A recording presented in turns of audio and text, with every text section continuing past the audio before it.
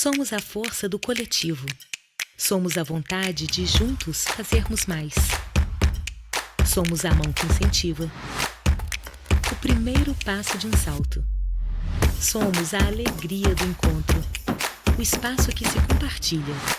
O tempo que se doa. O futuro que se constrói. Somos histórias e transformação. Somos muitos. Somos o Instituto Unimed BH. Como é bom quando a gente constrói uma relação de confiança. Há 80 anos, a cultura inglesa vem junto com os mineiros, formando cidadãos bilíngues para o mundo. Acreditamos que a educação faz parte do crescimento de uma sociedade. Por isso, no nosso aniversário, o presente é para os belo-horizontinos. Venha fazer parte da família Cultura Inglesa e ganhe 50% de desconto nos cursos ao vivo pela internet. Cultura Inglesa, 80 anos de história e amor por BH. A Melita tem sempre um café fresquinho para você sentir mais a vida.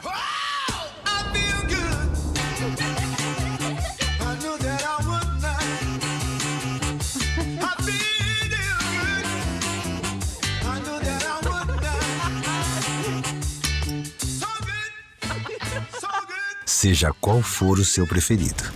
Melita, café fresquinho para sentir mais a vida.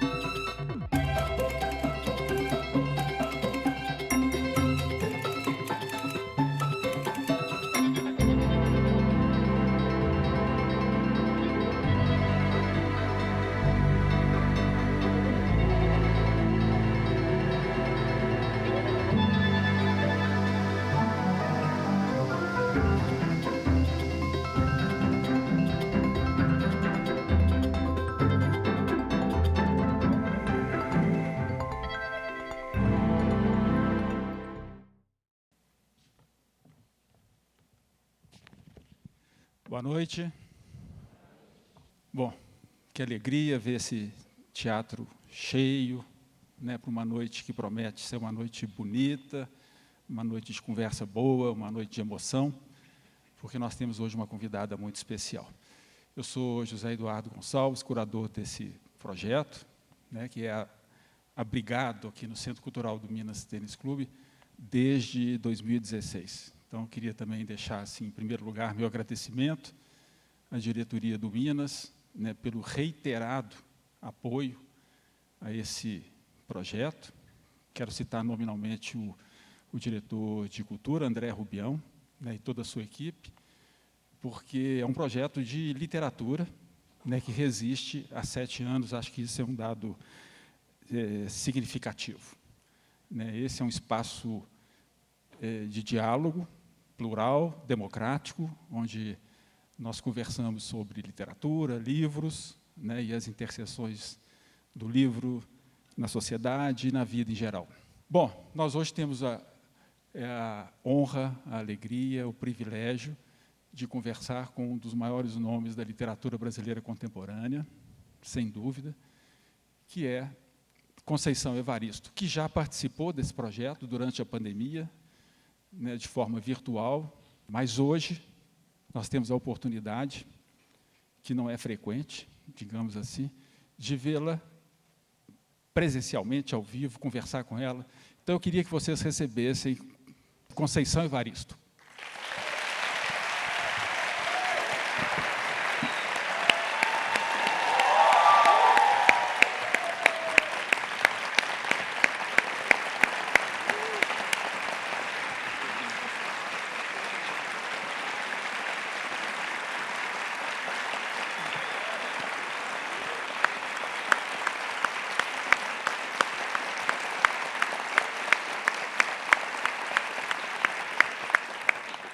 Boa noite, Conceição. Boa noite a todas, a todes e a todos. Desde já eu agradeço a você, a Letra em Cena, para voltar a Belo Horizonte para falar de literatura, porque o que eu descobri? É a literatura que me fez fazer as pazes com Belo Horizonte. É a literatura que me trouxe aqui de volta. Então, desde já, meus agradecimentos. Estou vendo uma porção de pessoas que me acompanham de hoje, amigas, amigos, pessoas que testemunharam, inclusive, a minha saída para o Rio de Janeiro, num outro momento da vida, há 40 e tantos anos atrás. Então, muito obrigada a todo mundo, família. Fico por aqui, senão a gente vai ficar nos reconhecimentos domésticos e também acadêmicos, né? Bom, é de praxe, Conceição, acho que não precisa disso, mas é de praxe a gente apresentar, né, os nossos convidados, brevemente. Escritora, ficcionista, ensaísta, nasceu e foi criada aqui em Belo Horizonte, na favela do Pinduraçaia, na região do Cruzeiro.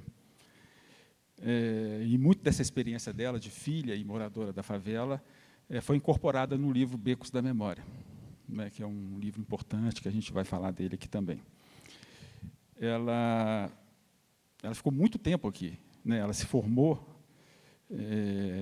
ela teve que conciliar os estudos dela com o trabalho, até ela concluiu aqui o estudo normal, em 1971, né, aos 25 anos, mas, em 73, ela já mudou-se para o Rio de Janeiro.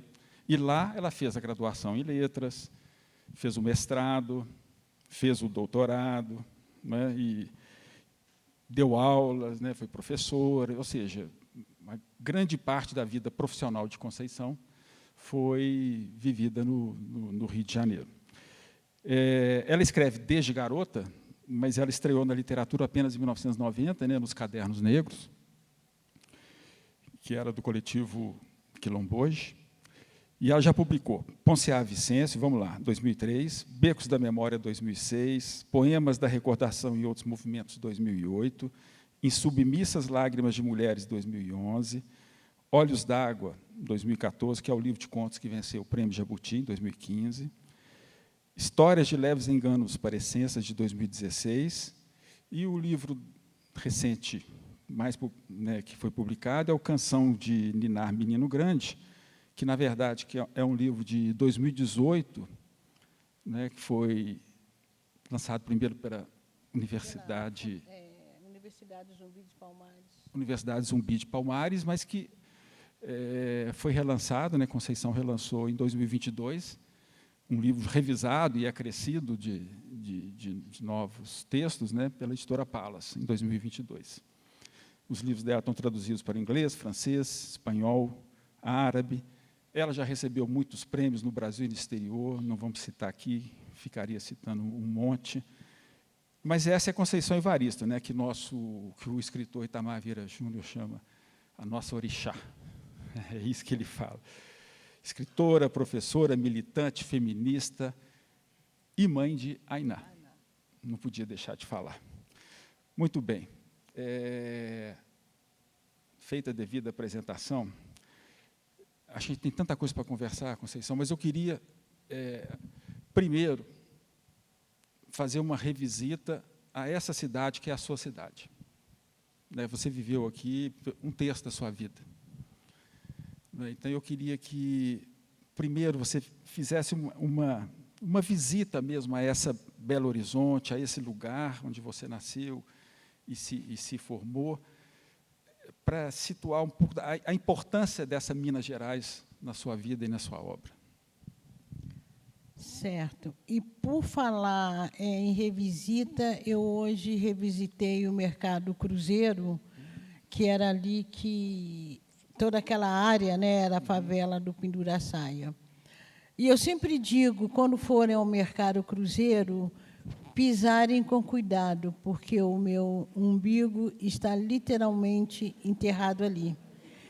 Sim, porque minha mãe tinha por hábito, que eu acho que é uma tradição também vinda das culturas africanas, quando o umbigo do neném caía, se enterrava.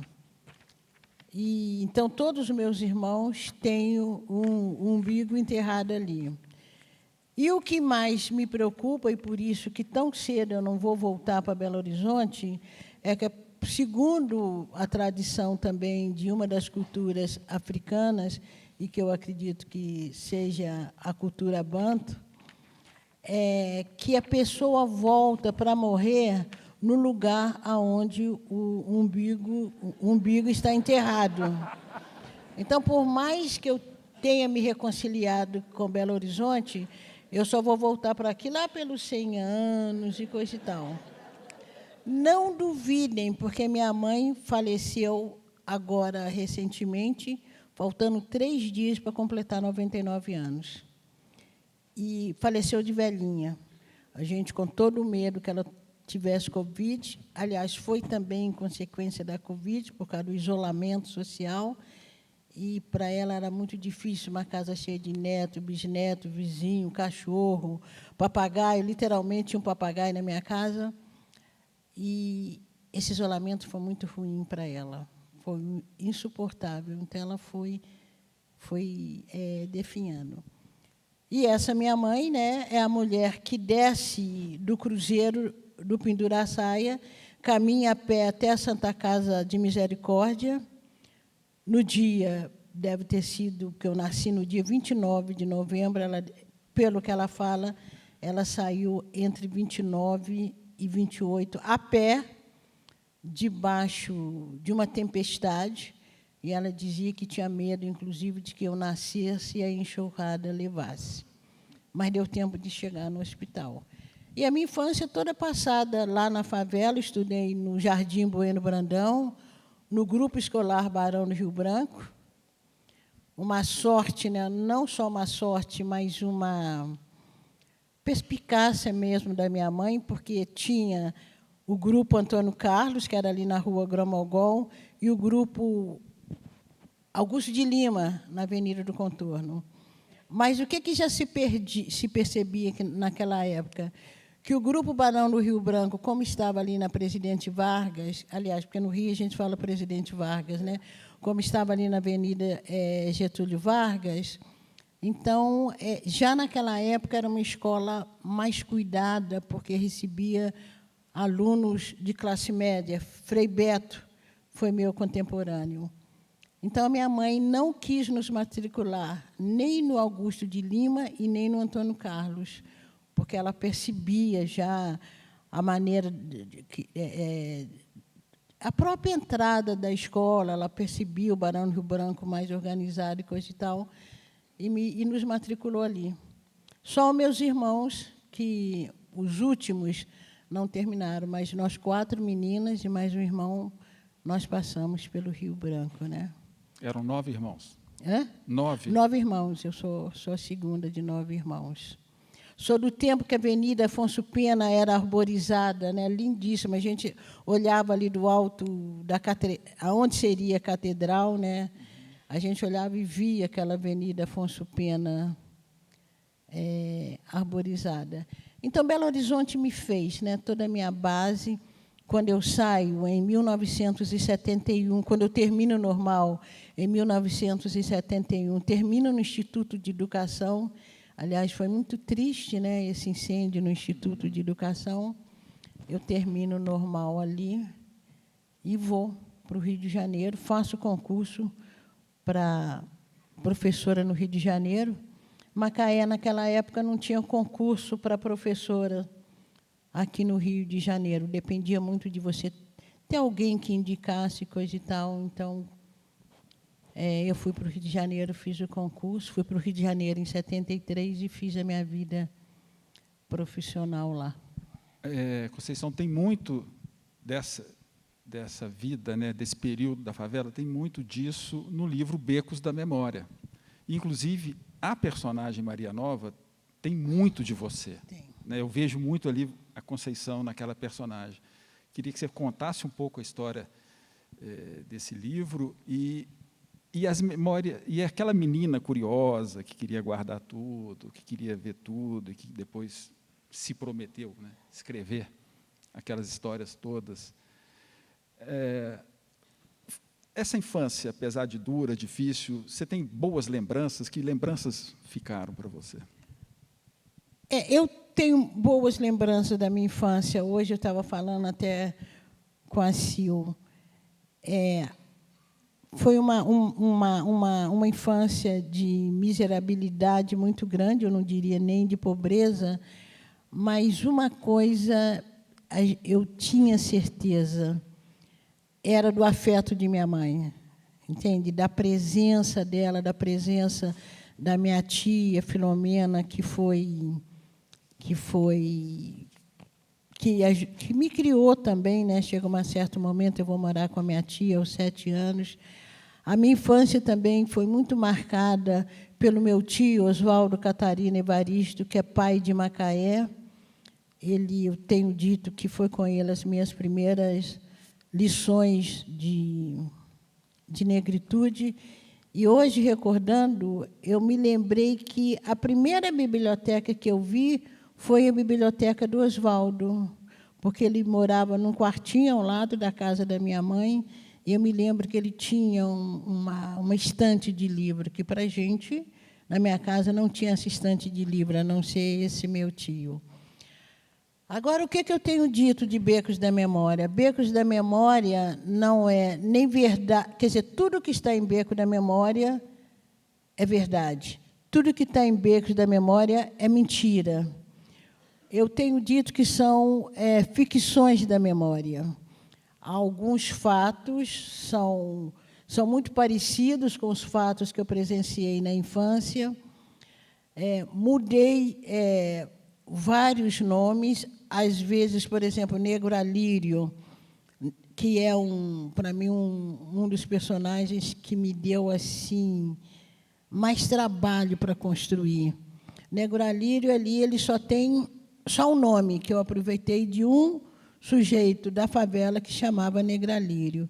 E a história do personagem surge quando surge um homem na favela, na madrugada aparece um homem na favela, isso é fato verídico. E ninguém sabia de onde tinha surgido aquele homem. Aí ele se torna companheiro de uma senhora lá, estou falando senhora, mas era uma pessoa nova na época, Aurora. Olha, só os nomes também, né, Aurora, mas isso é o nome real. E aí o que se dizia? Que esse homem tinha sido empregado do Porto em São Paulo ou no Rio de Janeiro, tinha se envolvido numa greve e estava sendo procurado pela polícia. Esse é o fato real. Ao retomar essas lembranças, esse Negro Alírio, esse homem se transformou nesse personagem que é o Negro Alírio, né? Então, eu gosto de trabalhar e de pensar a ficção, quando você lida com memória, ou quando você ficcionaliza a memória, eu acho que a ficção ela entra justamente nesse espaço, nesse vazio entre o esquecer e o lembrar.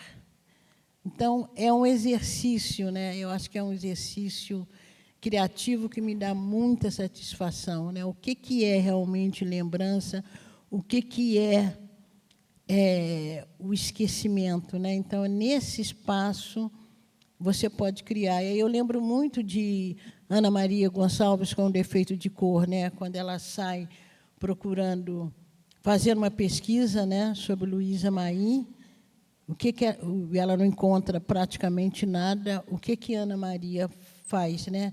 Ela cria o belo romance dela, que vai, né, um defeito de cor, que vai preencher. A gente lê um defeito de cor, tem até a impressão que está lendo um romance histórico, né? Está lendo uma ficção. Você está falando de memória. O Ailton Krenak fala que a memória é a fonte da consciência crítica. Ou seja, a gente precisa da memória. Precisa. A gente precisa entender o passado, como é que nós chegamos aqui, por que estamos aqui, para cultivar essa consciência crítica. E você, às vezes, te incomoda, às vezes, alguém te chamar de escritora memorialista? Não, não incomoda, né? Eu acho que há uma certa dificuldade da crítica literária brasileira de perceber, inclusive, que todos os povos têm direito à memória, né? Por que que Pedro Nava, aliás, também mineiro, o grande memorialista brasileiro, e não vejo crítica a Pedro Nava por ter escrito memórias. Então, não incomodo, né? E tenho trabalhado com memória e tenho trabalhado com o que eu chamo justamente de ficções da memória. Agora, não dá para negar, em Becos da Memória, né, que Maria Nova me copiou. Não dá para lembrar. Não dá para esquecer e não dá para mentir, né? Você falou da sua mãe, né, Joana Josefina Evaristo, e eu nunca vou me esquecer, porque há 2 anos, né, quando a gente já tinha combinado a sua participação no evento da Carolina, sua mãe estava no processo final, de agonia, assim, quase, e ela realmente fez uma passagem assim, poucos dias antes. E você falou, não, Zé, eu vou manter o compromisso, porque eu preciso, é bom para mim poder falar, poder conversar. Então, assim, eu nunca esqueço, associando, né, a nossa conversa com a partida da sua mãe. E tem uma coisa sensacional que você fala, que a gênese da sua escrita nasceu, vamos dizer, daquele gestual gráfico da sua mãe, riscando o chão com um graveto, com um pedaço de pau, desenhando o sol, né, que é uma cena fortíssima, que te marcou, que você entende que aquilo ali começou, talvez, assim, uma compreensão da escrita para você. Você podia relembrar essa cena ou falar dessa consideração? É interessante. Esses dias, lá no Rio de Janeiro, domingo, nós fizemos a marcha das mulheres negras contra o racismo, o machismo, a xenofobia e pelo bem viver.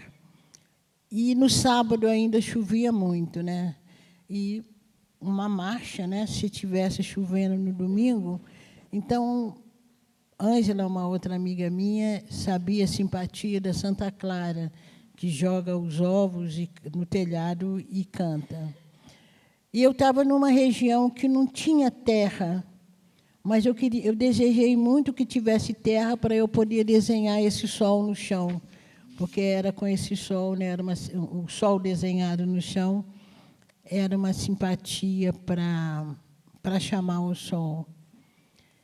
E aí eu tenho, né, muito, né, que esse texto, inclusive, eu apresento no seminário Mulher e Literatura, no Hotel Glória, no Rio, né, em que uma das coordenadoras era a professora Constância, que eu já vi por aqui. E aí eu levo para o texto, né, esse gesto da minha mãe. Quer dizer, não é da minha mãe, mas representativo das mulheres, né, que tiveram perto de mim. É pensar essa escrita, que é uma escrita que não se dá somente na folha do papel, né? É a escrita que se dá com o corpo. E aí, pensando nas culturas africanas, nos griots, na arte de contar história, não há história sem o corpo. Não há história sem o corpo. O corpo que conta a história, ele também a própria história. Então, eu sempre penso esse ato de escrita da minha mãe, em que ela ficava tão comprometida, né? Tão comprometida, não, tão intensa, né? Era um gesto muito intenso dela de ajoelhar. Era realmente um ato solene, porque nós ficávamos em volta dela, numa postura, eu diria até numa postura de oração mesmo. E agora eu estou pensando na escrita também como um exercício de oração, né? E a gente em pé, ao lado dela, e ela desenhando o sol no chão, né? E assim, um cuidado com cada risco, com as perninhas do sol. É uma escrita do corpo todo, né? É uma história do corpo todo. E é isso que eu quero também todo esse meu esforço, né, essa elaboração estética mesmo, de levar o nosso corpo, né, de levar o corpo, notadamente das mulheres negras, levar esse corpo para o texto, né, e não como um corpo que é descrito, né, mas é um corpo que é vivido, né, e daí também a escrevivência. Nós já estamos entrando na escrevivência, não é mesmo?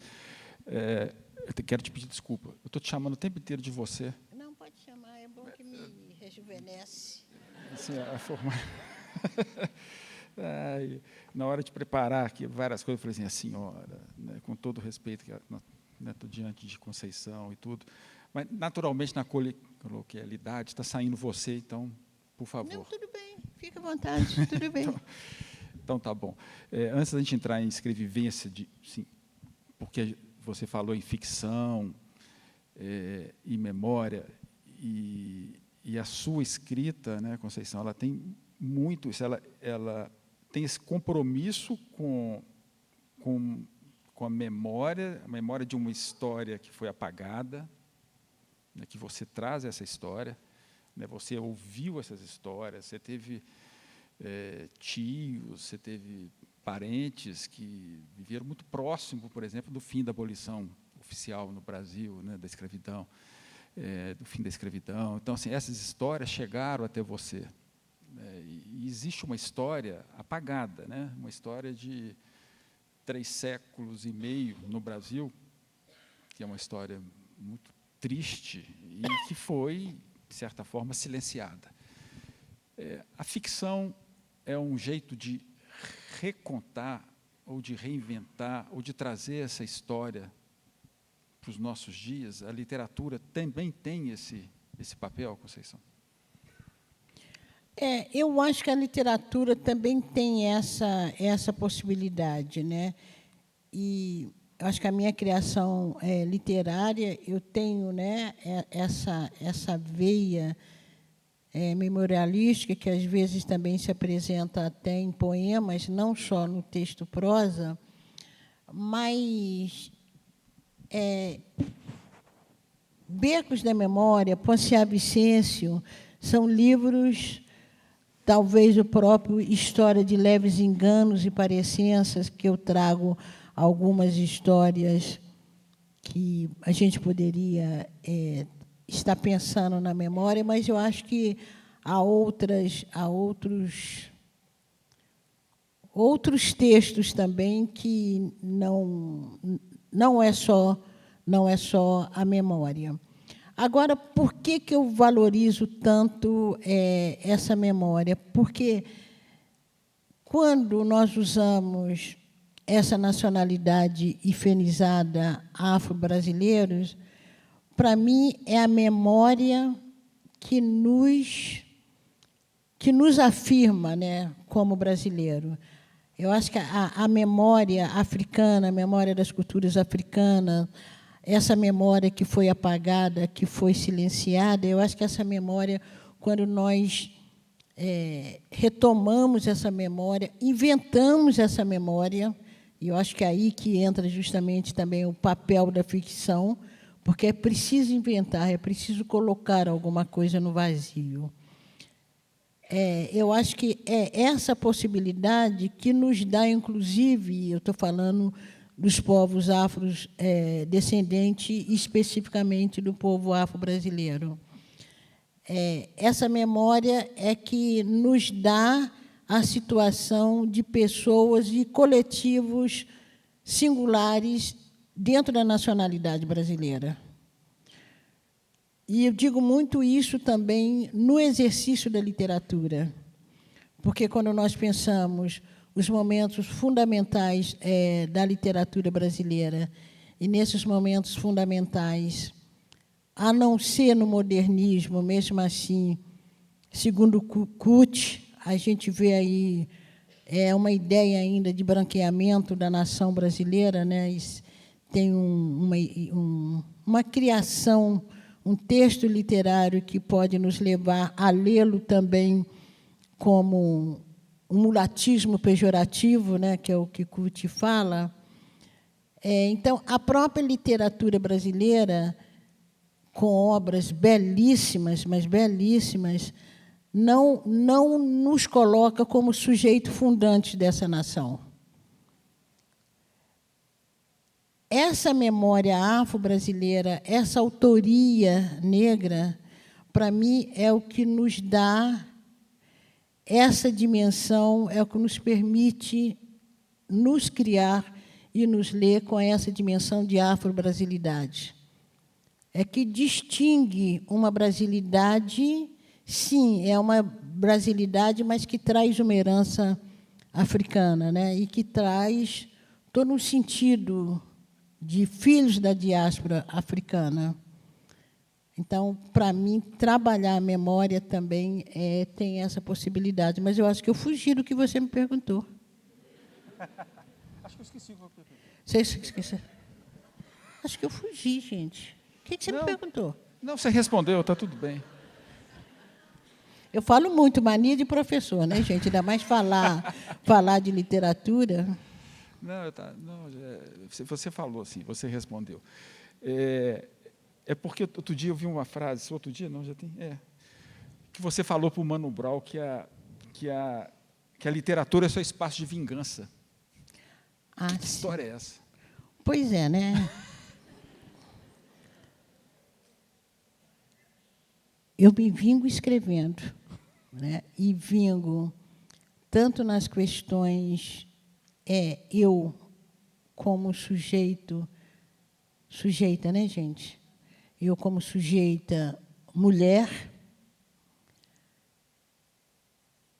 fazendo algo que a literatura, não é a literatura, que a sociedade brasileira não espera de uma mulher negra. É fazendo algo que, quando eu falo que a literatura me fez fazer as pazes com Belo Horizonte, a literatura me permite olhar e ser recebida em Belo Horizonte de um outro lugar. Um lugar que, calmamente, despistadamente, podem escrever aí, é vingança. Tá? É vingança. E é vingança também nesse sentido de que você, né, a literatura, a arte, né? A arte, ela tem esse poder de recolocar o sujeito frente ao outro, frente à sua própria potencialidade, frente à sua própria realização, te coloca num outro lugar que talvez você não tivesse nada que apontasse, né, que direcionasse para esse outro lugar. Há 50 anos atrás, aqui em Belo Horizonte, eu não poderia nunca adivinhar que eu estaria aqui hoje de uma outra forma. E a vingança também no sentido que é uma vingança mesmo do sujeito que foi, né, da pessoa que foi assujeitada, da pessoa. E eu estou falando pessoa, mas eu estou pensando em coletividade. Não estou pensando só na pessoa individualizada, não. Quando uma autoria negra coloca um texto como Geni Guimarães, como Carolina Maria de Jesus, como Cuti, como Miriam Alves, coloca um texto a partir de dentro e coloca justamente o que a literatura brasileira como um todo, o sistema literário brasileiro como um todo, não sabe dizer, é uma outra história, né? É um tipo de vingança, e é uma vingança educada. Diga de passagem, né, gente? É uma vingança educada, é uma vingança que se realiza dentro de uma estética. Não vou ser presa por causa disso. Quer dizer, agora, né? Porque, né, há determinadas situações ou como é que fala? Determinados momentos políticos. Talvez, se eu estivesse escrevendo na ditadura, né, poderia ser um negócio mais complicado. Mas é uma vingança que você dá tapas de luvas, né? nós estamos falando aqui sempre rodeando, né, a coisa da escrevivência, né, que é vamos dizer, um termo que você cunhou lá em 1995, né, antes da publicação até dos seus romances, não é? E que é algo fundamental para se entender a sua obra, né, e a obra literária que vem sendo praticada no Brasil por muitos ótimos e ótimas escritores e escritoras negras, né? Mas a escrevivência, Conceição, nasceu como uma prática literária, vamos dizer, feminina, negra e pobre. Enfim, originalmente, né, esse conceito que depois se desenvolveu e que hoje dá até nome à casa, né, escrevivência. Essa coisa de escrever sobre a existência, né, a partir da existência, você sempre usa a palavra coletivo, nunca é uma escrita que pode ser confundida com a autoficção, não é mesmo? Ou seja, não é aquela coisa de olhar para o umbigo, é contar uma história que, ao mesmo tempo, é a história de muitos, não é?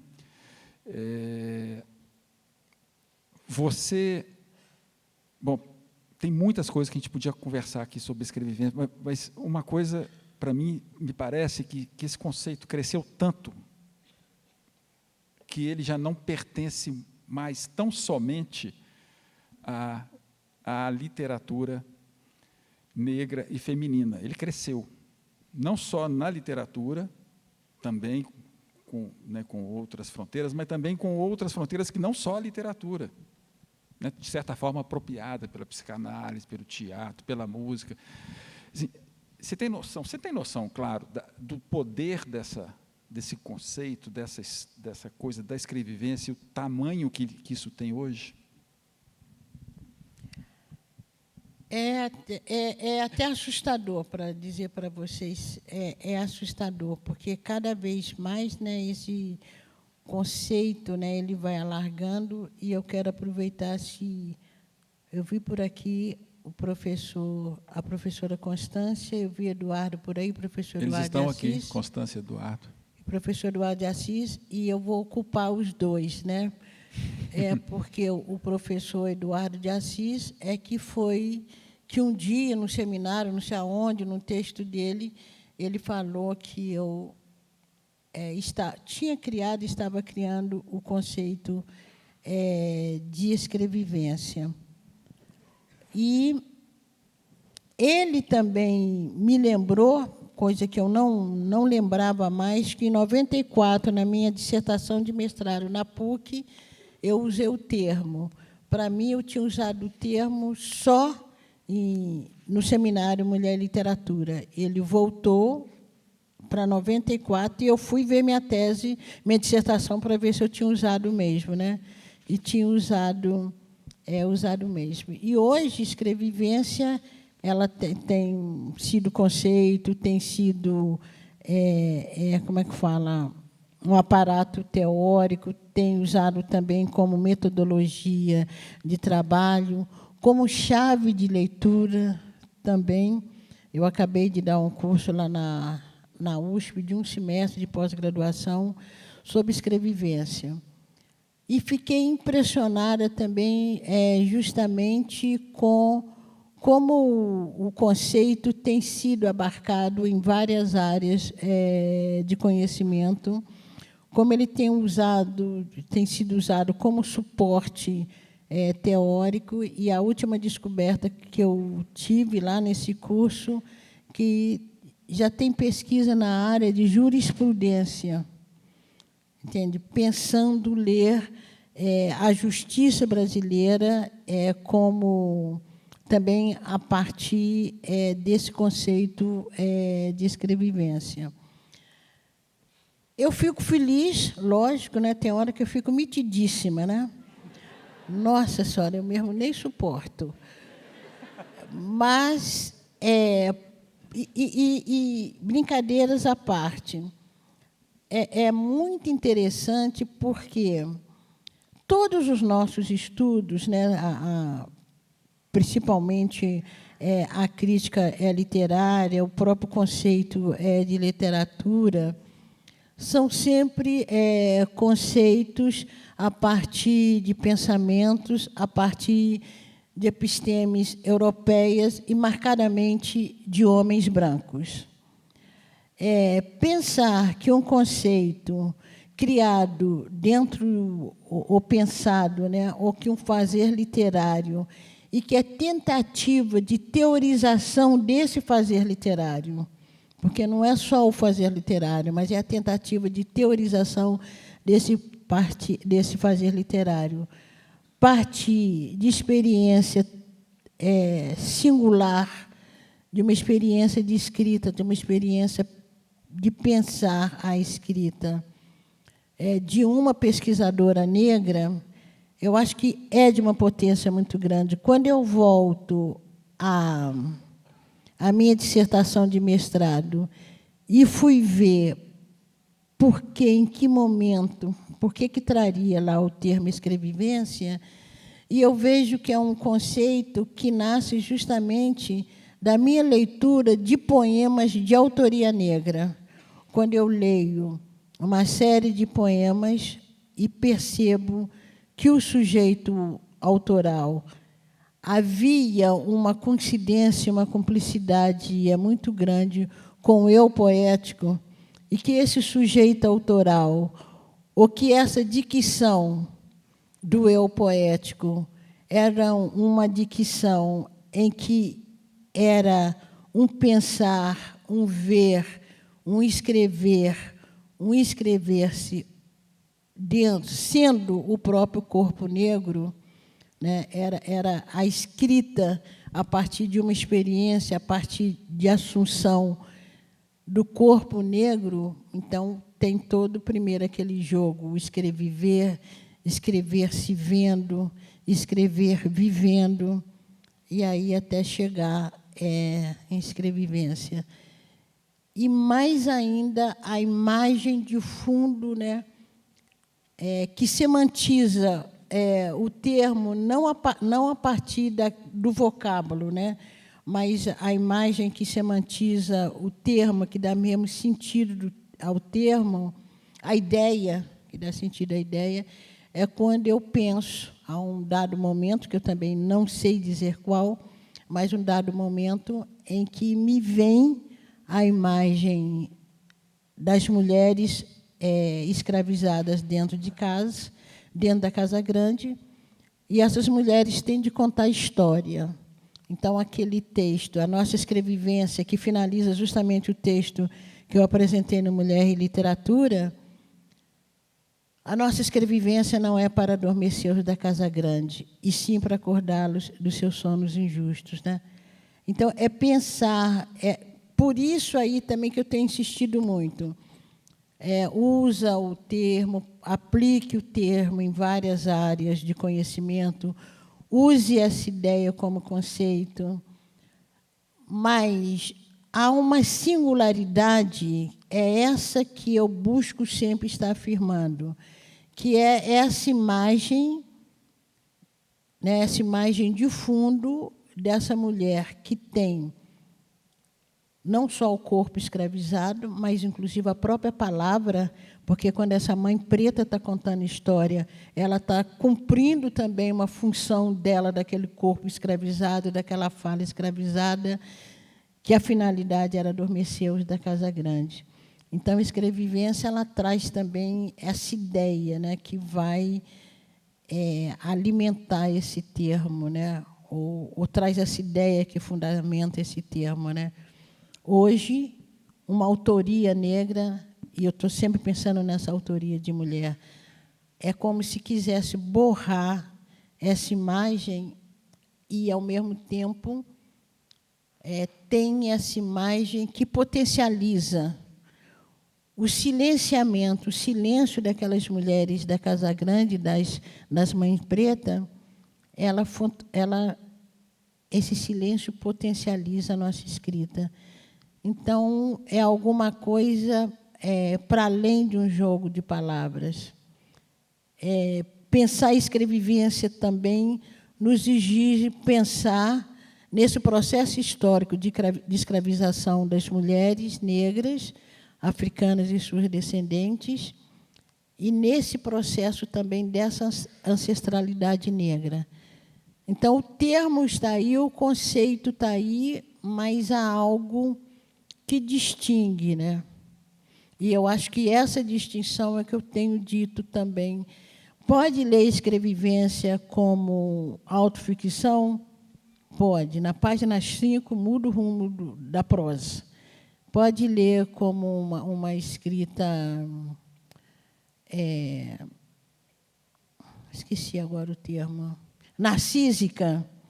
Pode ler, mas na página 5 também a gente muda o rumo da prosa. E por que eu também tenho mudado o rumo da prosa nesse exercício de pensar? Por exemplo, pode pensar a escrevivência como uma escrita narcísica? A primeira coisa que eu tenho dito, o espelho de Narciso não nos cabe. Né? A beleza negra ela nunca foi reconhecida no espelho de Narciso. Nós temos dados culturais. Pensar em escrevivência também é buscar aparatos culturais para ler os nossos textos. Então, nós temos outros espelhos para nos ler. Né? E eu tenho falado muito do espelho de Oxum. Né? É aquele espelho que nos dá a dignidade, que nos reconstitui, que mostra a nossa potencialidade, mas não é um espelho no qual Narciso se afundou, porque o espelho de Oxum ele se transforma em aparato de guerra. Porque quando Oxum está embevecida diante do espelho, ela não está só embevecida como Narciso para sua própria imagem, porque o espelho de Oxum, quando ela está contemplando o espelho, segundo a narrativa, ela está vendo os inimigos por trás. É um espelho que está para além de uma visão só do sujeito. E o outro espelho que a gente poderia pensar é o espelho de Iemanjá, que é aquela que cuida, que acolhe. Então, são dois espelhos, um espelho que nos potencializa enquanto sujeito, mas nos potencializa para abrirmos para a coletividade, para o grupo. Então, pensar escrevivência não é um texto em que o sujeito da criação se esgota em si próprio, né? É um texto que tem esse sentido, né? Que abarca a história de uma coletividade. Um dos frutos assim mais notáveis que eu acho da escrevivência que você exerce nos seus livros é colocar esse protagonismo com as mulheres negras, ou seja, e as mulheres protagonistas, porque na literatura em geral, né, a literatura branca, a literatura, vamos dizer, canônica no Brasil, a mulher negra sempre foi um pouco estereotipada, né? Mesmo quando um autor como Jorge Amado, que tem tantos livros com nomes de mulheres, né, que mulheres que são personagens fortes, né? Gabriela, Teresa Batista, um monte de mulheres, mas são mulheres sexualizadas, né, que estão sempre provocando o desejo do outro. Você coloca em cena, no primeiro plano, essa realidade que você conheceu bem de perto, que você pode ficcionalizar, que é essa realidade dessas mulheres protagonistas. As mulheres todas têm nome na sua obra. Elas têm voz, têm nome, elas penam, elas passam por um monte de dificuldade, mas elas estão ocupando um lugar que nunca lhes foi dado o direito de ocupar. Eu acho que isso é uma coisa notável do seu trabalho e que tem inspirado, eu acho, outras e outros escritores, né, que é dar esse protagonismo às mulheres. Nós podemos até falar que está faltando protagonista homem, talvez, na sua obra. Pode dizer sim. Né, mas, assim, as mulheres têm, e eu acho que é um papel mesmo desse momento literário, desse momento cultural, social, colocar essas mulheres no seu devido lugar, né? Que são mulheres lutadoras, quase todas criando os filhos sozinhas. Então, esse protagonismo das mulheres. Fale um pouco disso. É porque eu conheço, né, as histórias, né, eu vivo, né, às vezes as pessoas dizem para mim, você dá voz às mulheres negras. Eu digo, eu não dou voz às mulheres negras, eu falo como as mulheres negras, eu falo com as mulheres negras. A minha dicção é uma dicção que nasce do corpo, da experiência de mulher negra, né? E pensando nesse protagonismo das mulheres, né, que as mulheres, mesmo não, principalmente pós-abolição, em que os homens ficaram sem possibilidade de trabalho, né, as mulheres estavam lá trabalhando, algumas continuando na própria Casa Grande, que vai dar origem ao trabalho doméstico, as mulheres vendendo as coisas no meio da rua, as baianas, as quituteiras, os angus, vendendo os seus próprios corpos e, com isso, também conseguindo sustento para os seus filhos. Então, as mulheres, elas sempre estiveram, desde a escravização até os dias atuais, as mulheres negras estiveram bastante ativas. E me dá um incômodo, por exemplo, em Ponciá Vicêncio, me dá um incômodo muito grande, porque o marido de Ponciá Vicêncio não tem nome. Não sei se vocês estão lembrados. Até a última página é o marido de Ponciá Vicêncio. Eu não consegui. Ainda bem que eu dei um nome, né, para o irmão de Ponciá Vicêncio, o Luandi, e que tem uma importância muito grande, né, enquanto Ponciá é memória, Luandi é história, né? O Luandi vai se enveredar pelo caminho da história. Então, foi até pensando nesse não protagonismo que é dado, e submissas lágrimas de mulheres também, as mulheres são protagonistas, e são mulheres, inclusive, que muitas passaram por violência com os seus homens. O único homem que aparece é do último conto, né, Rainha Anastácia. E, mesmo assim, para ele ser protagonista, ele deixa o clã familiar dele, que é um homem branco, ele deixa o clã familiar dele para se adaptar ao clã familiar da mulher dele, Anastácia, né, que era uma mulher negra. E aí eu fiquei muito preocupada, né, por essa ausência de protagonismo nos homens, e os homens negros também têm uma história dolorosa, têm uma história de protagonismo, mas não sei por quê, eu fiquei pensando nas mulheres. Aí eu resolvi escrever Canção para Ninar Menino Grande. E o homem está no centro da cena, o fio Jasmim. Mas quem descreve esse homem, a gente fica sabendo da história desses homens, muito mais pela apresentação da história das mulheres. Esses homens, a gente entende esse personagem pela história das mulheres. Então, eu ainda estou devendo um romance em que os homens serão ativos no texto. Eu prometo ainda. Ponciá Vicêncio faz 20 anos. Estou comemorando agora 20 anos. Você não gostava da personagem. O que te fez mudar de opinião? Pois é, Ponciá Vicêncio está fazendo 20 anos. O pessoal aqui de letras, se quiser fazer comemoração, seminários, tá? Uma semana, um mês de seminário sobre Ponciá Vicêncio, pode fazer, tá? Que eu venho, eu prometo que eu venho. Pois é, eu não gostava da história de Ponciá Vicêncio.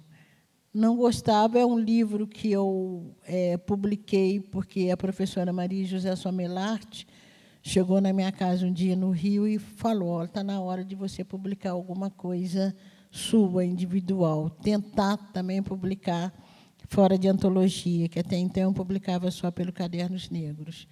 E aí eu já estava com Ponciá Vicêncio pronto, eu resolvi publicar para o São Vicêncio, com medo, né? Porque tudo é a primeira vez, dá um medo, né? E publiquei, mas não gostei, não. Eu não gostava do texto, eu não gostava da história. Aí, quando todo mundo lia, né, quando começou a me surgir, né, os resultados da leitura, e as pessoas falavam, nossa, aquela página, não sei o quê, aquilo que você escreveu, eu corria no livro e lia, para entender por que a pessoa havia gostado tanto. Mas as pessoas me traziam tanta emoção, tanta criação na própria leitura delas, que eu fui relendo o livro e falei, gente, mas até que é bonitinho mesmo, entende? Até que é emocionante mesmo. Nossa, essa construção aqui, até que valeu. Eu me lembro, talvez o professor Eduardo de Assis não lembre disso. Nós estávamos num seminário, naquele centro cultural ali na Rua da Bahia, bem esquina com Augusto de Lima. E aí todo mundo falando de Ponciá e gostando de Ponciá e me considerando como escritora. Aí eu falei, mas eu não sou escritora. Vocês que estão dizendo que eu sou escritora. Eu me lembro que o Eduardo me chamou e falou, não fale isso. Você está desmerecendo, desacreditando do seu próprio trabalho. E aí foi que eu resolvi ficar metida. Eu falei, bom, então eu sou escritora, né? Mas é um livro que eu aprendi a gostar. Hoje eu gosto muito, eu acho que tem uma técnica narrativa ali que foi bem pensada. É um livro que acaba redondinho, porque o final do texto traz outra vez o início do texto. E ali, vou dar uma dica, hein, gente? Quando eu sair daqui, eu quero pagamento. Quando as últimas páginas, quando as pessoas também perguntam o que é escrevivência, quem quiser utilizar as últimas páginas como uma definição de escrevivência, que é aquele momento em que Ponciá Vicêncio roda, como se ela estivesse trabalhando um gesto imaginário. E mais ou menos isso, quando ela deixa de agarrar o barro, que seria a arte, né? É como se ela quisesse agarrar a vida. É como se a arte e a vida fosse uma mesma medalha. Eu não me lembro muito bem, não. Mas ali no finalzinho, quem quiser partir daquele texto final para pensar em escrevivência, pode partir. Conceição. Tá? Sou boazinha, né, gente? Ainda até dou.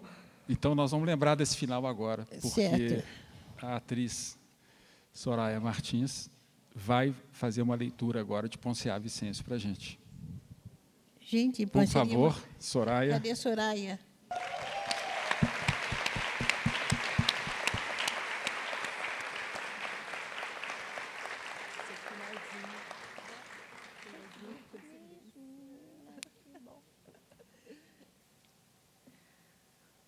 O homem de Ponciá Vicêncio silenciosamente guardava a distância de todos.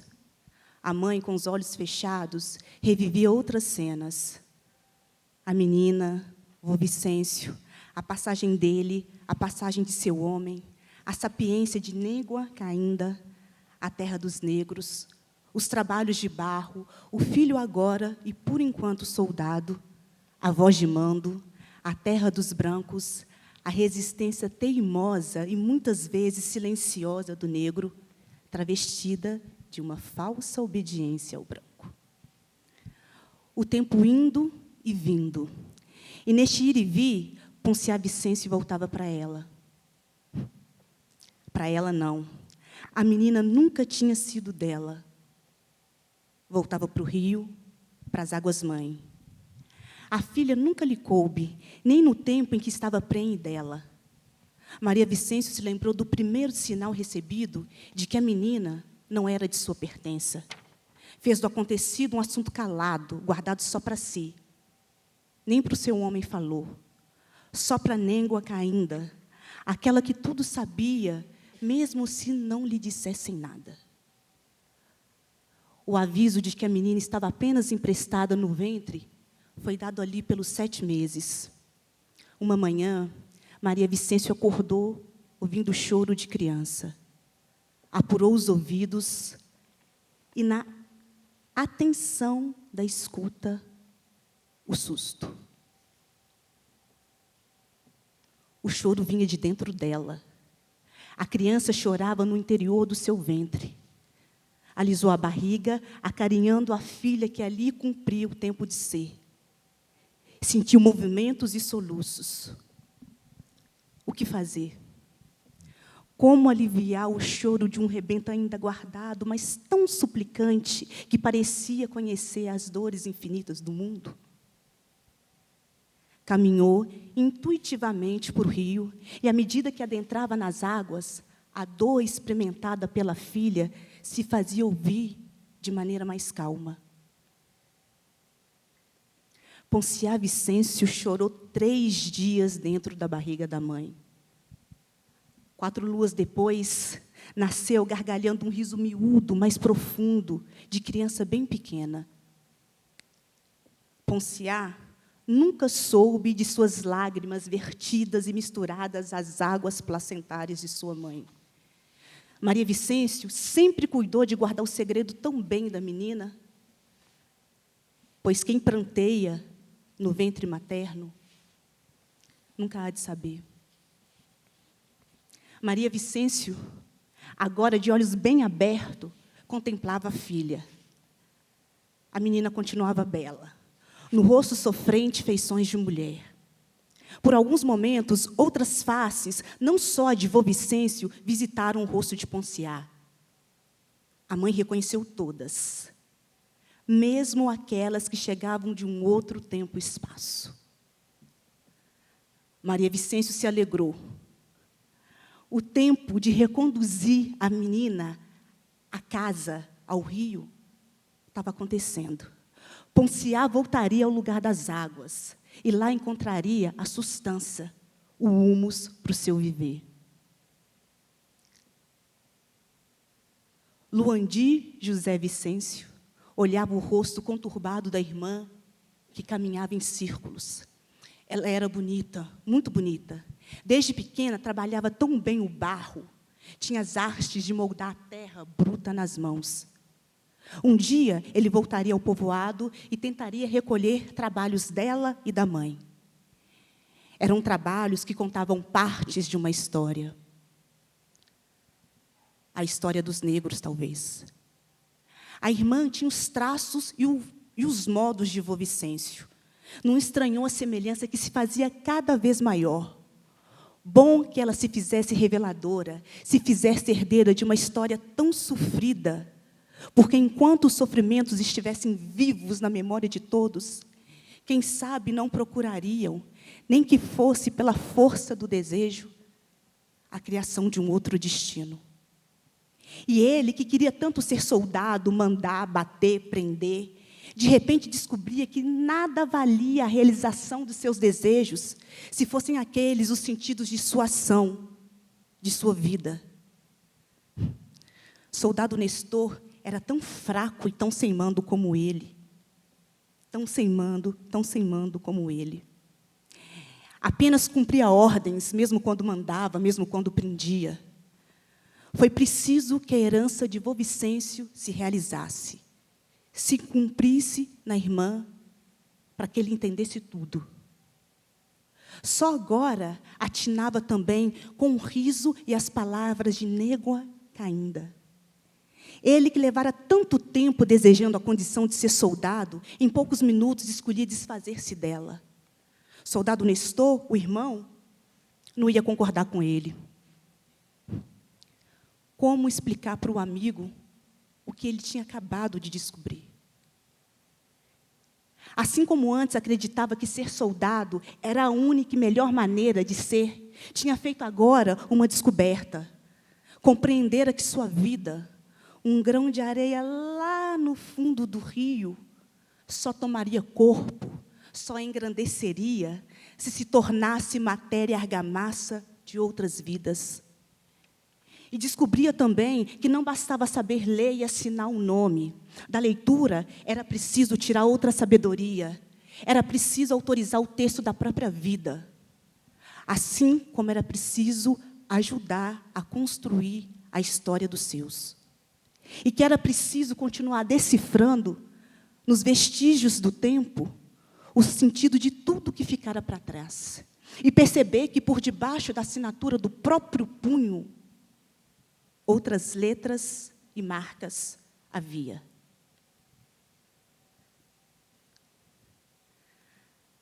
A vida era um tempo misturado do antes, do agora, do depois e do depois ainda. A vida era a mistura de todos e de tudo, dos que foram, dos que estavam sendo e dos que viriam a ser. Poncia Vicêncio, aquela que havia pranteado no ventre materno e que gargalhara neném sorrisos ao nascer, tinha risos nos lábios, enquanto todo o seu corpo estremecia num choro doloroso e confuso. Chorava, ria, resmungava, desfiava fios retorcidos de uma longa história. Andava em círculos, ora com uma das mãos fechada e com o braço para trás, como se fosse cotoco, ora com as duas palmas abertas, executando calmos e ritmados movimentos, como se estivesse moldando alguma matéria viva. Todo o cuidado Poncia Vicêncio punha nesse imaginário ato de fazer. Com o zelo da arte, atentava para as porções da sobra, a massa excedente, assim como buscava ainda significar as mutilações e as ausências que também conformam o corpo. Suas mãos seguiam reinventando sempre, e sempre, e sempre, e sempre. E quando quase interrompia o manuseio da arte, era como se perseguisse o manuseio da vida, buscando fundir tudo num ato só, igualando as faces da moeda. Seus passos em roda se faziam ligeiramente mais rápidos, então, sem, contudo, se descuidar das mãos. Andava como se quisesse emendar um tempo ao outro, seguia agarrando tudo, o passado, o presente e o que há de vir. E do tempo lembrado e esquecido de Poncia Vicêncio, uma imagem presentificava pela força mesma do peso do seu vestígio. Vô Vicêncio. Do peitoril da pequena janela, a estatueta do homem barro enviesada olhava meio para fora, meio para dentro, também chorando, rindo e assistindo a tudo. Lá fora, no céu cor de íris, um enorme angorô multicolorido se diluía lentamente, enquanto Poncia Vicêncio, elo e herência de uma memória reencontrada pelos seus, não haveria de se perder jamais.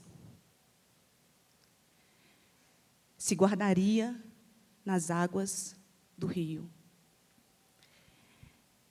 Viva Poncia Vicêncio. Viva Conceição Evaristo.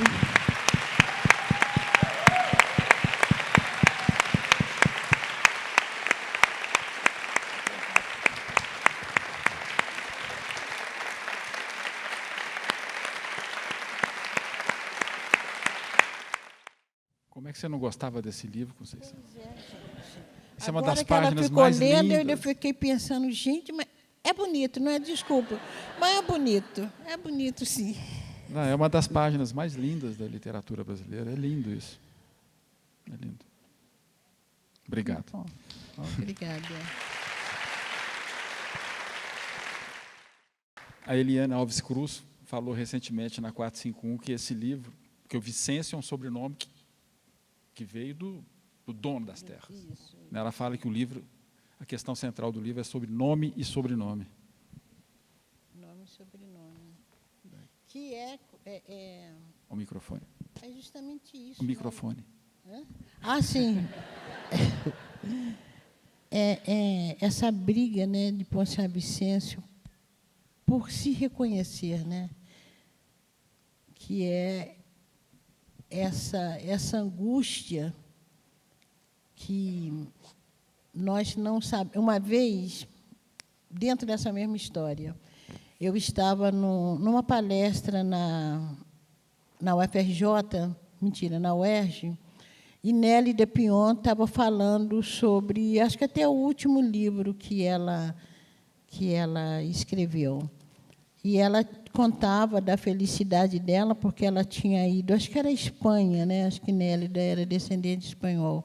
Ela tinha ido à Espanha e tinha ido na rua onde moravam os pais ou os avós dela, reconheceu, né? Fez um reconhecimento afetivo, né? Mais até do que geográfico, afetivo, da onde os avós, não sei se eram avós, acho que eram avós dela, tinham nascido. Gente, quando a Nélida contou isso na UERJ, eu fiquei com uma inveja. Entende? Porque nós, afrodiaspóricos, não tem como, né? Hoje em dia, a gente faz esses testes de DNA, eu já fiz, e deu que eu posso ser descendentes, né, me parece, de 15 povos africanos de cultura bantus. 95% do meu DNA aponta para 15 povos africanos e 5% apontava para povos originários, que seria mais ou menos ali naquela região do México, né? Então, para indígenas mexicanos. Mas tudo isso é uma probabilidade ainda muito vaga. Mas já nos alimenta um pouco, né? Já nos alimenta. E isso é muito... simbolicamente, também, é a nossa perda do nome, né? A nossa perda da referência com que Ponciano Vicêncio brigava tanto, né? Por que o Vicêncio? Não, porque o Ponciano, o Vicêncio, ela até sabia por quê, né? Mas por que o Ponciano? E que eu fiz esse Ponciano também, mas a personagem não leu isso. Mas esse Ponciano era para a personagem pensar também que era um nome que poderia ser africano, pela própria sonância, mas aí nem sempre o personagem é esperto como a autora, né? Então... Você esteve na África, você foi a Senegal, São Tomé e Príncipe, Moçambique. Qual o impacto disso, dessa experiência? Aliás, antes de eu ter tido, né, um acalento para essa origem perdida, eu fui a um seminário de literatura em Valença. E a professora da UFRJ, que me falhou o nome agora, Olívia. Aí eu chego na casa da mãe dela, a mãe dela era angolana, era uma angolana casada com português, e que tinha vindo para o Brasil justamente na época das revoluções por independência, e que os portugueses tiveram de deixar a África. Então, esse senhor português escolheu vir para o Brasil e veio com essa angolana, que era esposa dele. E, desde que ela pisou em solo brasileiro, nunca mais ela falou a língua materna dela. Talvez até porque ela acabou tendo filho aqui no Brasil também, era uma maneira, de certa forma, dela se naturalizar, e as meninas eram muito pequenas e acabaram também essa linguagem, a língua que ela falava, que era umbundo, acabou, as filhas não sabiam muito. E, quando eu chego na casa dessa senhora, ela me abraça e começa a falar em umbundo. Eu não estava entendendo nada, mas eu estava entendendo tudo. Era o encontro de irmãs que o oceano separou. Então, foi muito emocionante.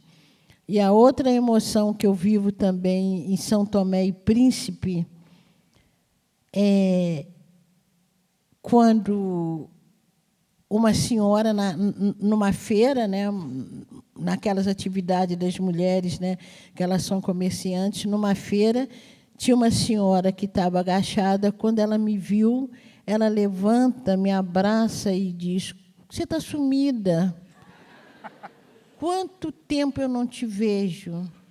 E aí vem toda aquela emoção de quem está fora. Aí eu me emociono e falo: quanto tempo eu não te vejo. Nós não nos vemos. E a outra emoção muito grande, em Moçambique, com Paulina Cisiane, ela me leva no encontro de mulheres, na União de Mulheres Moçambicanas. Ia ter uma festa ali, elas estavam se preparando para uma festa, até para angariar fundos para a reconstrução da Casa das Mulheres Moçambicanas. E, quando eu chego com Paulina, essas mulheres começam a tocar tambor e cantar. E Paulina me explica, elas estavam cantando em ronga, que é a língua materna de Paulina Cisiane. E elas cantavam o seguinte, que elas estavam muito felizes por reencontrar a irmã que morava do outro lado do Atlântico. Aí eu passo a tarde com elas. Quando eu venho embora, elas tocam os tambores novamente, se despedem, desejando boa viagem à irmã que mora do outro lado do Atlântico. Então, são maneiras de você viver essa identidade perdida, né? E que é emocionante, né? E você anda, Moçambique, Angola, Senegal, que foram os lugares que eu já fui, você anda ali, você vê uma pessoa: nossa, como é que parece aquela mulher que morava lá no Pinduraçaia? Nossa, como é que parece aquele menino que mora lá em Madureira? Então, há essa parecença que nos conforta. Agora, quando eu andei pela Europa, na França, Paris, eu não vi nenhum francês parecido comigo, não. Nem francês, nem francesa. Vi muitos. França também tem muito pessoal do Haiti. Aliás, na França eu fui muito confundida também com haitiana, e muitos senegaleses, né? Aliás, de vários países, mas os países que foram ex-colônias de França, né? Conceição, voltam. Essas histórias maravilhosas que você conta nos seus encontros, você tem que escrever um livro de memórias. Pois é, eu já pensei isso também. Eu já pensei em escrever um livro de memória, mas já falei também que eu vou escrever um livro de memória bem quando eu estiver bem velhinha. Porque, quando eu escrever um livro de memória estando bem velhinha, todo mundo vai falar: nossa, mas a Conceição fez isso? Fez aquilo outro? Nossa, ela... Né? Mas aí ninguém vai me julgar, né? Que eu já tô bem velhinha, vai achar até interessante. Quando eu estiver bem velhinha, eu vou escrever um livro de memória. E diário, você tem? Eu tive um diário, que eu tive uma pena de ter perdido esse diário. Esse diário, na época da repressão e coisa e tal, era de movimento operário e coisa e tal, e algumas pessoas já tinham sido procuradas. Aí consumi mesmo, minha família consumiu com o diário, mas eu já tenho uma pena de ter perdido esse diário. Imagine o pior que eu esqueci, né?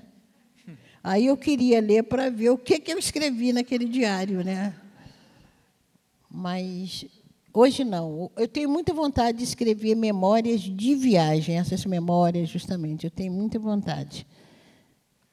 Aí, quando eu estiver velhinha, eu vou escrever. E o diário da sua mãe, você guardou? Pois é, o diário da minha mãe. Há 2 anos, logo até que ela faleceu, a editora Planeta, o pessoal deve estar assim, bem chateado comigo, me pediu queria um texto meu. E aí eles relembraram de um texto que eu escrevi quando a minha mãe faleceu. Aí a moça falou, por que você não retome, coisa e tal? Então, eu já retomei. É o livro, eu gosto de falar o nome do livro, porque, quando for publicado, as pessoas vão logo procurar. O livro se chama Em Nome de Mãe. Por quê? Porque, quando a gente andava na favela, eu e minhas irmãs, as pessoas diziam, ah lá, as meninas de Dona Joana. Então, o nosso nome é o nome de mãe, né? E a gente tinha um prazer, né, de ser identificado dessa forma. Aí eu estou retomando as histórias que a minha mãe me contava, pegando partes do diário dela e mais o que eu escrevo sobre ela. Então, tem um livro aí que já começou, que se chama Em Nome de Mãe, e eu falo isso para a editora Planeta, não esquecer que eu estou lembrada assim, eu não entreguei ainda, mas eu estou lembrada que eu tenho esse compromisso. E também porque é um exercício difícil, né?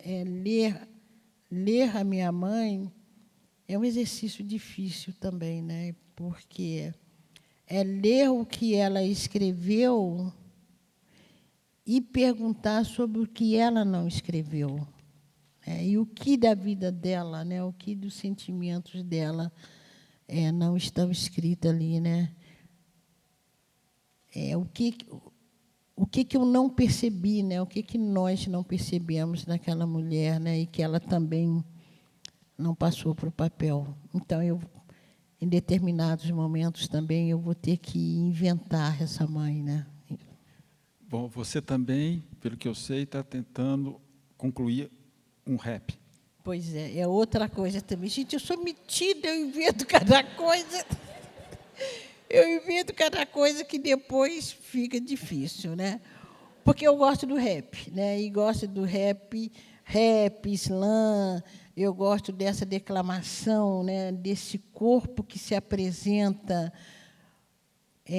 nessas criações literárias, né? Que eu acho que é um outro lugar de fazer literatura e um outro lugar que é marcado pelo corpo. Então, eu fico muito encantada. E aí eu pensei, gente, eu vou escrever um rap, mas eu pensei que era fácil. Aí escrevi, se chama O Rap da Experiência. Moral da história. É uma voz mais velha perguntando, de que me vale toda essa sabedoria se eu não tenho com quem repartir? Então, é uma voz mais velha chamando os mais novos. E mexo para lá, escrevo para cá, e vejo rima para lá, e vejo marcação para cá, e não consigo sair disso. Quando for outro dia eu falando naquele podcast com o Mano Brown, né, ele falou, não, faz, e dá para a gente que a marcação a gente resolve. Né? Só que também eu já falei com o Emicida. Tinha falado antes com o Emicida.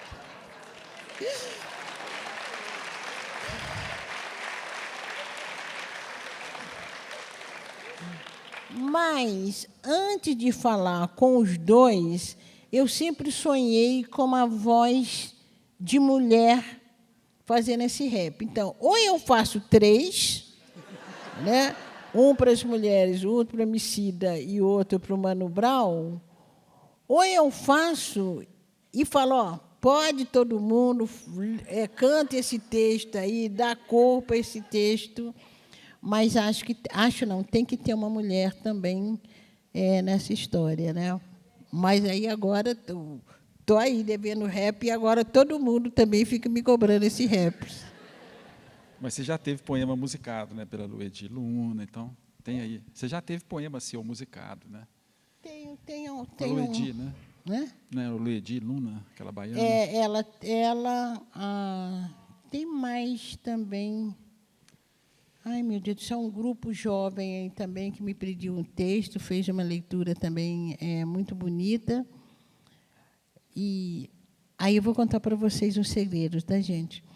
Um dia, bem antes da pandemia, eu estava num evento em que estava o Milton Nascimento, aquele menino do bandolim, A Milton de Holanda também, que eu já tive a oportunidade de ter um encontro 2 vezes com a Milton de Holanda, eu lendo meus textos, já Milton tocando bandolim. Era a Milton de Holanda, Milton Nascimento e eu. Fiquei metidíssima também, né? Lógico. E dei o meu livro de poemas para o Milton Nascimento. E fiquei pensando, vou ficar famosa. Qualquer dia desse, o Milton Nascimento vai musicar um poema meu. Não musicou até hoje.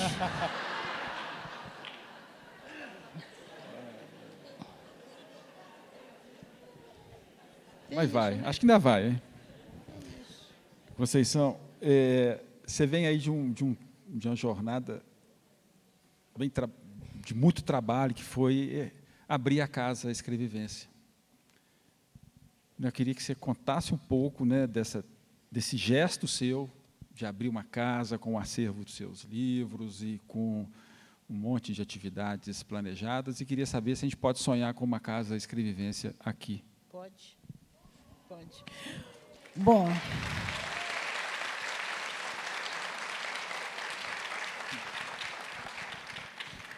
a Casa Escrevivência, a motivação primária da Casa Escrevivência foi olhar todo o meu acervo, né?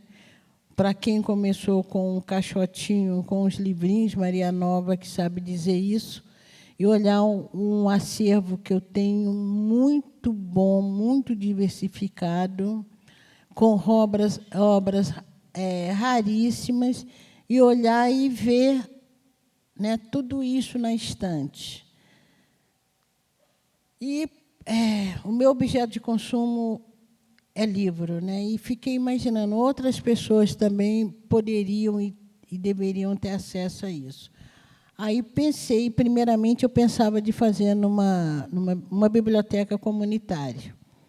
E depois, quando foram surgindo também os vários estudos sobre escrevivência, teses, TCC, dissertações, de vez em quando as professoras, né, Constância, me ligam e falam que tem lá uma tese sobre escrevivência e coisa e tal, e que quer me dar, e eu fico pensando, aonde eu vou colocar, né? E aí pensei, essa casa, está lá a Casa Escrevivência, com todo o meu acervo, livros, manuscrito, quem quiser trabalhar também com crítica genética, pode ir lá, Ponciá Vicêncio está à mão, Becos da Memória está à mão, vários poemas também. E aí pensei justamente de ter essa casa, onde meu acervo pessoal estaria lá, e também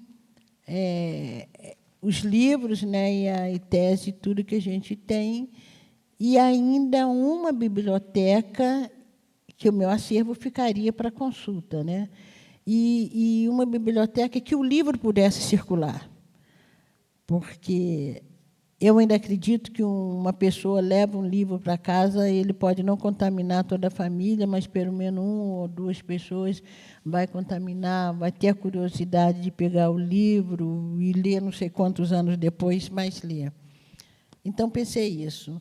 Só que a mitideza é tanto que eu falo casa, mas é um espaço muito pequeno, um espaço que não cabe nem um acervo ainda. Um espaço que 12 pessoas dentro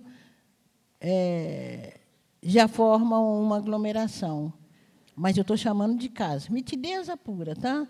Mas estamos chamando de casa porque o projeto é termos mesmo uma casa residência, que a gente possa fazer espaço de pesquisa para quem vem de fora e precisar, residência artística na área da literatura, trabalhar com treinamento de professores, acolher visitas de escola e de professores, oficina da palavra, sala de projeção, cinema, trabalhar com cultura dentro do espaço, um espaço de casa. E se pode ter em Belo Horizonte? Claro que pode, porque eu já falei também que essa Casa Escrevivência vai ter os puxadinhos. Então, o primeiro lugar que a gente faria um puxadinho seria aqui em Belo Horizonte. Isso vai acontecer. Tenho fé.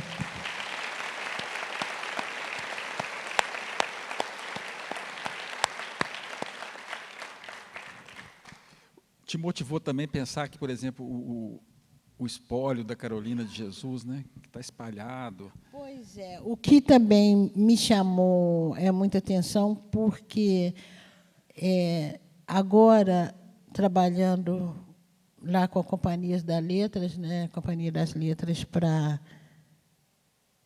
publicar, né, os inéditos de Carolina, é muito difícil, porque pega-se um texto e percebe que está faltando, então um pouco pode estar em Tiradentes, o outro, mais uma outra parte ainda pode estar com a família de Audálio, mais uma outra parte perdeu-se, mas assim, nós fomos no Museu Afro-Brasil, a Vera Eunice viu um caderno lá que ela não conhecia. Entende? E aí também juntar o acervo de Lélia Gonzalez foi muito difícil, né? Muita coisa ficou espalhada. Talvez o acervo que a gente não teve muita dificuldade foi o de Beatriz Nascimento, porque logo se definiu para onde esse acervo, como ela trabalhou no Arquivo da Cidade, o acervo foi para lá.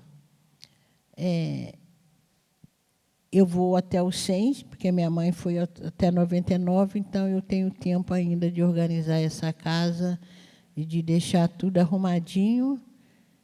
E, se eu não for, melhor ainda, né? Conceição, eu estou diante da maior escritora brasileira do nosso século, de todos os tempos.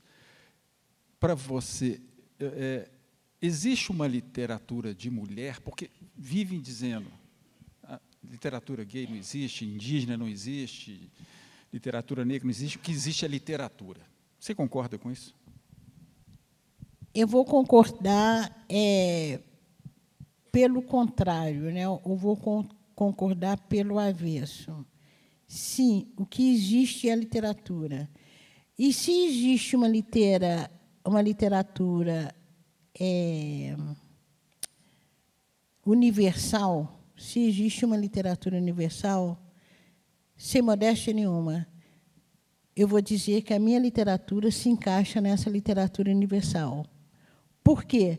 Porque é uma literatura que, assumidamente, é uma literatura afro-brasileira de mulheres negras, assumidamente é uma literatura de mulher e é uma literatura de mulher negra, mas é uma literatura que é capaz de falar, que é capaz de convocar os sujeitos mais diferentes, né? Convoca velhos, convoca novos, convoca branco, convoca preto, convoca brasileiro, convoca estrangeiro, convoca as pessoas, né?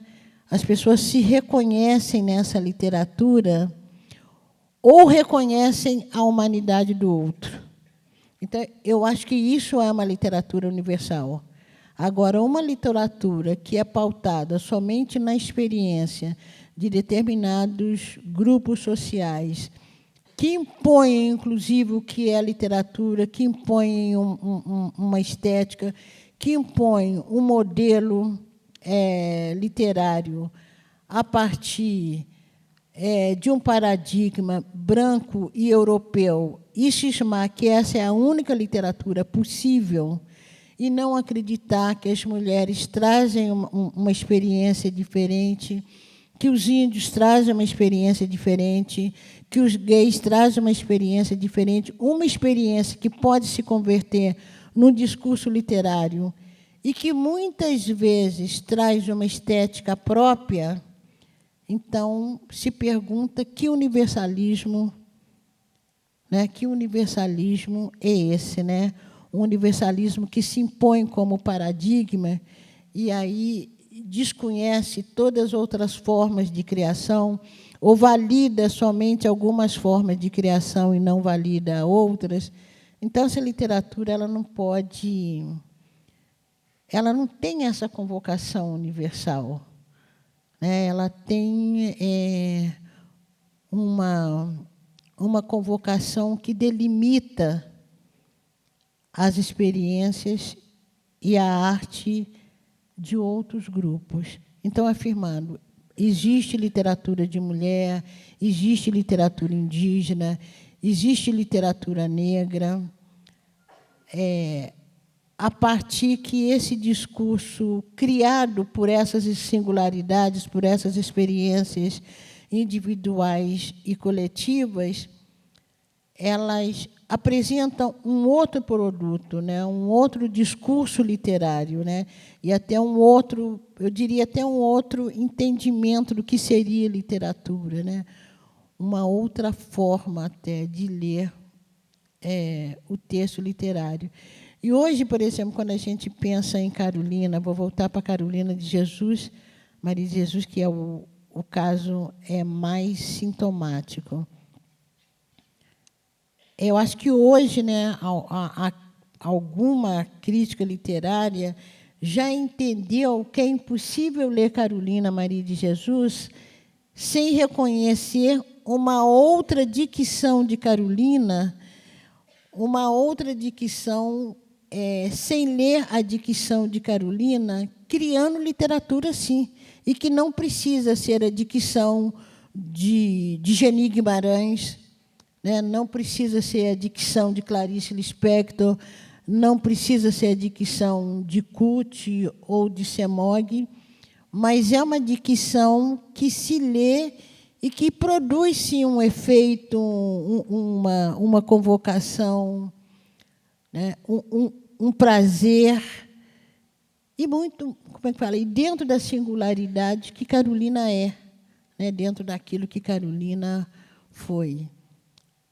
Então, eu acho que, hoje em dia, não dá mais para uma crítica literária pensar numa literatura universal. Se ela é universal, ela tem de caber todos. É uma literatura universal que cabe a alguns e expulsa outros, ou não reconhece o outro. Que universalismo é esse, né? Um dos prazeres mais intensos que eu vivi também foi no Festival de Mo, né, Festival da Palavra, numa cidade que eu esqueci o nome agora, franceses fazendo uma encenação de Becos da Memória. Agora, o que franceses têm a ver com uma realidade escrita em Becos da Memória? Mas foi um texto que convocou, né? Foi um texto em que eles foram capazes de... Porque quando você reconhece a humanidade do outro, é porque você também, como sujeito humano, já ultrapassou a sua própria individualidade, né? Então, é isso.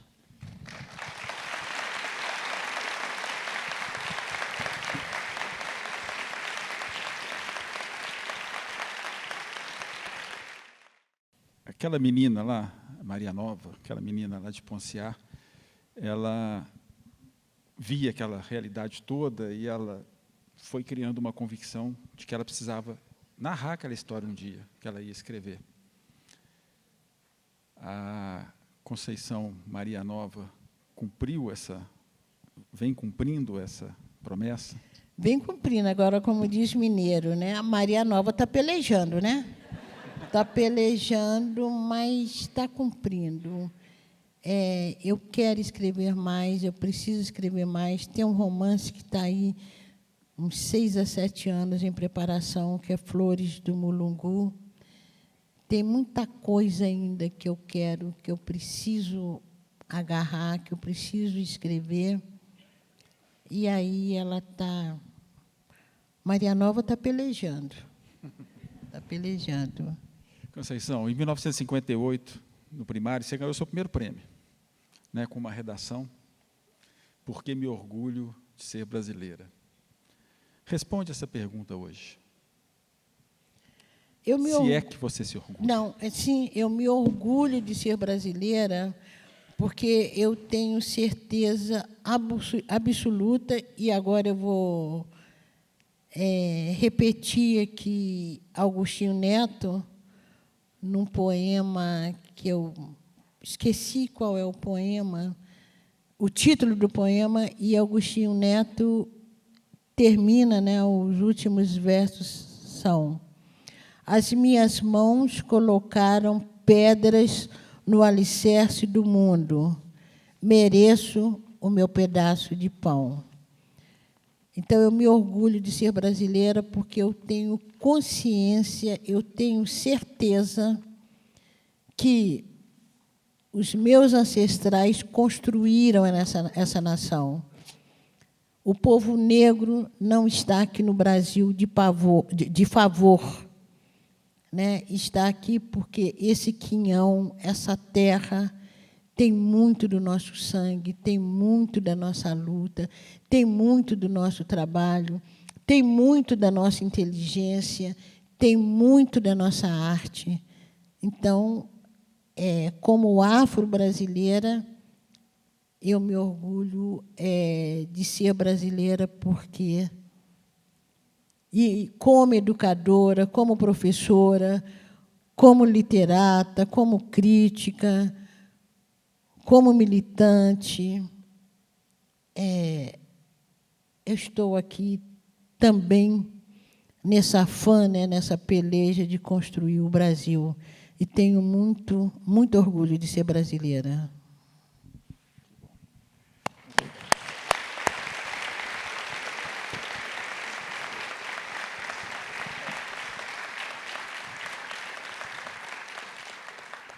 Olha, eu não tinha combinado isso com você, e você pode dizer não. Nós falamos tanta coisa bonita, você falou tanta coisa, e a poesia, acabou que a gente não falou da sua poesia, mas você pode terminar declamando um poema seu? Posso, sabe de sim. cor? De cor? De cor não sei não. Da calma e do silêncio. Eu vou ler Da Calma e do Silêncio, porque eu gosto muito. Tenho. Tem aí? Da calma e do silêncio. Quando eu morder a palavra, por favor, não me apressem. Quero mascar, rasgar entre os dentes a pele, os ossos, o tutano do verbo, para assim versejar o âmago das coisas. Quando meu olhar se perder no nada, por favor, não me despertem. Quero reter no adentro da íris a menor sombra do ínfimo movimento. Quando meus pés se abrandarem na marcha, por favor, não me forcem. Caminhar para quê? Deixe-me quedar. Deixe-me quieta na aparente inércia. Nem todo viandante anda estradas. Há mundos submersos que só o silêncio da poesia penetra.